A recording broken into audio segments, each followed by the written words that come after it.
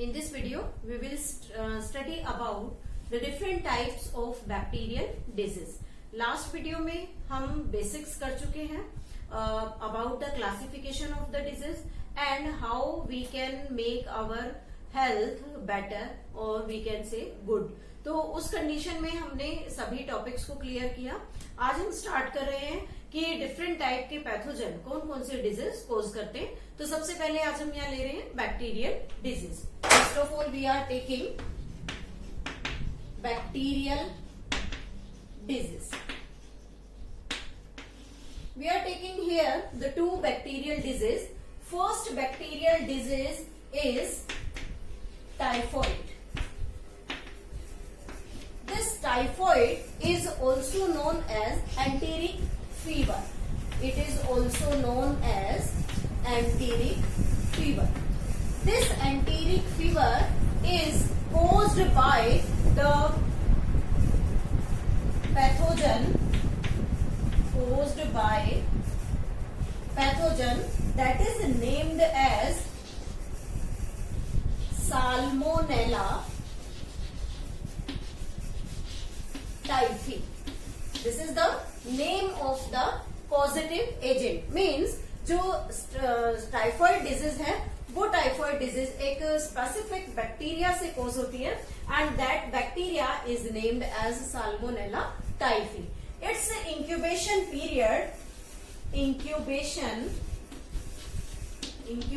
period is approximately 1 to 3 days. Means इस disease का जो सर्वाइवल है या हम कहें कि ये बॉडी में इसके सिम्टम्स कब ऑब्जर्व किए जा सकते हैं या कब तक दिखाई देते हैं, तो वो जो मेन पीरियड है that is approximately 1 to 3 days. इस डिजीज को जब कंफर्म किया जाता है तो उसके लिए एक टेस्ट परफॉर्म करते हैं that is also known as the confirmatory test. तो वो कन्फर्मेटरी टेस्ट क्या है? It is confirmatory test and this confirmatory test named as Vidal test. This Vidal test gives about the symptoms or about the information of the symptoms occurring in a person's body due to the Salmonella typhi or the typhoid bacteria. तो यहाँ Widal test से जब confirm हुआ तो हम typhoid को जब basically recognise करें by seeing it's different symptoms, तो कौन कौन से सिम्टम्स देखकर हम ये टेली कर सकते हैं कि person whether is suffering from the typhoid और any other type of the disease. So we are taking here the symptoms. What symptoms can be seen in the person's body? First of all, high fever. We can say abdominal pain is also there.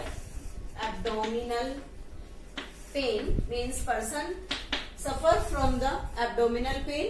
Next we can say that rashes over the body पर generally rashes दिखाई देंगे. Next we can say that the frequent loose motion also be there because this infection caused due to the fecal oral route. तो ये basic symptoms हम person की body के अंदर easily notice कर सकते हैं. उसके बाद आता है कि जब हम इन डिफरेंट सिम्टम्स को यहाँ पर ऑब्जर्व करते हैं पर्सन की बॉडी में, तो हम ये देखें कि उसका जो मेन मोड है एंट्री का मोड ऑफ ट्रांसमिशन क्या है. तो हम यहाँ बात करते हैं मोड ऑफ ट्रांसमिशन के बारे में. मोड ऑफ ट्रांसमिशन कि डिजीज का ट्रांसफर किस तरीके से हो रहा है. Mode of transmission is by the faecal oral route. Means we can say that जब कोई भी फूड सब्सटेंस जो भी हम खाते हैं अगर वो किसी सब्सटेंस उस फूड सब्सटेंस का कंटामिनेशन किसी फीकल मैटर, और वो फीकल मैटर कहाँ से होगा? That is from the infected person. Means the person which is infected from the typhoid. तो उस फीकल ओरल रूट की मोड ऑफ ट्रांसमिशन से ये डिजीज पर्सन में एग्जिस्ट कर सकती है। और इसके सिम्टम्स हम देख सकते हैं कि that is the high fever, abdominal pain and main we can recognise it with the help of seeing the rashes over the body, कि किस तरीके से बॉडी के ऊपर छोटे छोटे दाने निकल आते हैं, इसलिए उसे हम रैशेस या टाइफाइड का नाम देते हैं। उसके बाद हम बात करते हैं कि अगर ये डिजीज किसी पर्सन में है तो उसका हम ट्रीटमेंट किस तरीके से कर सकते हैं।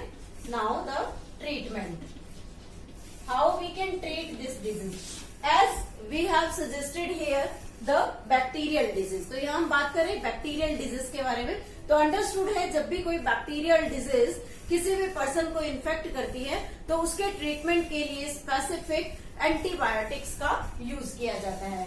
It is treated by using the antibiotics. Antibiotics से इसका ट्रीटमेंट कर सकते हैं। और अगर कोई पर्सन इस डिजीज से बचना चाहता है, मीन्स जैसे हम बात करते हैं prevention is better than cure, तो इसके प्रिवेंशन अगर हमने करनी है तो इसके लिए typhoid vaccine is also available. Typhoid vaccine also available. Typhoid vaccine जो है वो भी अवेलेबल है, जिससे हम अपना इस डिजीज से प्रिवेंशन कर सकते हैं। इसके साथ एक बहुत ही इंटरेस्टिंग फैक्ट जुड़ा हुआ है। That interesting fact is Mary Mallon. एक लेडी है Mary Mallon. Mary Mallon is a cook by profession.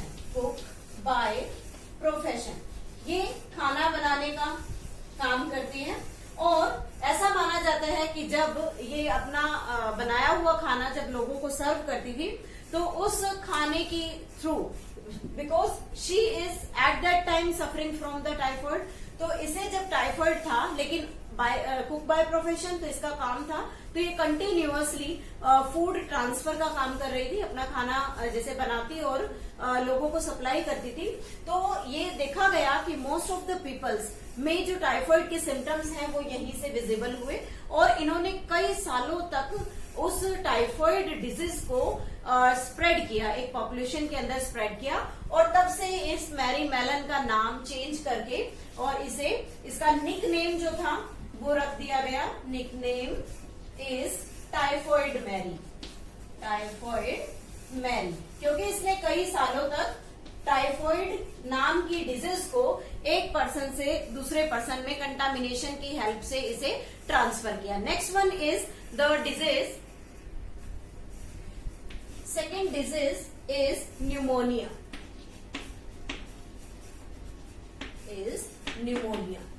This pneumonia is a lung disorder. Generally lungs में इस न्यूमोनिया का इन्फेक्शन हम देख सकते हैं। Now, what are the causative agent of it? Causative agent of pneumonia.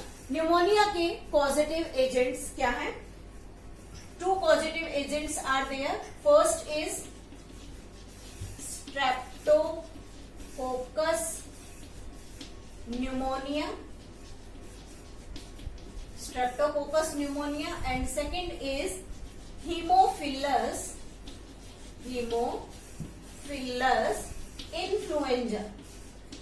influenza. दो यहाँ पर इसके कॉजेटिव एजेंट हैं। One is the Streptococcus pneumonia and second is the Haemophilus influenza. जैसा कि हमने यहाँ लिखा that is the lung disorder. तो बेसिकली अगर हम इसके इंक्यूबेशन के बारे में बात करें कि इसका जो इंक्यूबेशन पीरियड है वो अप्रोक्सीमेटली क्या होगा, तो incubation period is approximately 1 to 3 days। कि एक बार अगर इस बैक्टीरिया का इन्फेक्शन हो जाए तो 1 to 3 days में ये डिजीज जो है उस पर्सन को काफी हद तक अफेक्ट करती है और उस पर्सन को न्यूमोनिया की सफरिंग हो जाती है। अब हम बात करते हैं कि इस इंक्यूबेशन पीरियड के बाद कि इसका मोड ऑफ ट्रांसमिशन क्या होगा। मोड ऑफ ट्रांसमिशन मीन्स ये डिजीज किस तरीके से एक पर्सन से दूसरे पर्सन को ट्रांसफर होती है। तो इसका मेन जो मोड ऑफ इन्फेक्शन है या मोड ऑफ ट्रांसमिशन है that is the droplet infection. Droplet infection means अगर कोई पर्सन किसी भी न्यूमोनिया के पेशेंट के कांटेक्ट में आता है तो उसके छींकने या खांसने से जो ड्रॉपलेट्स निकलती हैं उन ड्रॉपलेट्स के एक्सपोजर में आने से नेक्स्ट या हम कहें किसी भी हेल्दी पर्सन को भी न्यूमोनिया हो सकता है. Now what are the symptoms of this pneumonia disease? When we talk about these symptoms, so different symptoms are there. First we can say that lymph and mucus filled in lungs. lungs में lymph और mucus का भर जाना, उससे क्या होगा? reduction in surface for exchange of gases means अगर alveoli या bronchioles means हम बात करें लंग्स के बारे में, तो लंग्स में अगर म्यूकस या लिम्फ फ्लूइड फिल हो जाएगा तो जो सरफेस एरिया है alveoli का एक्सचेंज ऑफ गैसेस के लिए इट विल बी रिड्यूस्ड, और उसके रिडक्शन की वजह से पेशेंट इनसफिशिएंट ब्रीदिंग करता है, उसकी ब्रीदिंग कंप्लीट नहीं हो पाती. So we can say that difficulty in breathing में डिफिकल्टी रहेगी, difficulty in breathing. Fourth, we can say that the person cannot gain the sufficient amount of oxygen. Person cannot meet requirement of oxygen. Oxygen की demand को वो complete नहीं कर सकता. और ये जो इन्फेक्शन है ये लंग्स के basically alveoli and bronchioles part के अंदर होता है. That is basically alveoli and bronchioles part, bronchioles affected due to this pneumonia. If we talk about its treatment, now about the treatment, how we can treat this disease? For the treatment, different types of antibiotics can be used. Antibiotics, and what are the antibiotics used here? First antibiotic, that is the penicillin, can be used for the treatment of the pneumonia. Second is the streptomycin. Streptomycin can be given, and third is ampicillin. और इन antibiotics की help से हम इस pneumonia disease का treatment कर सकते हैं. So this is all about the two different bacterial disease. One is the typhoid and second is the pneumonia. In the next video we will study about the different types of viral disease.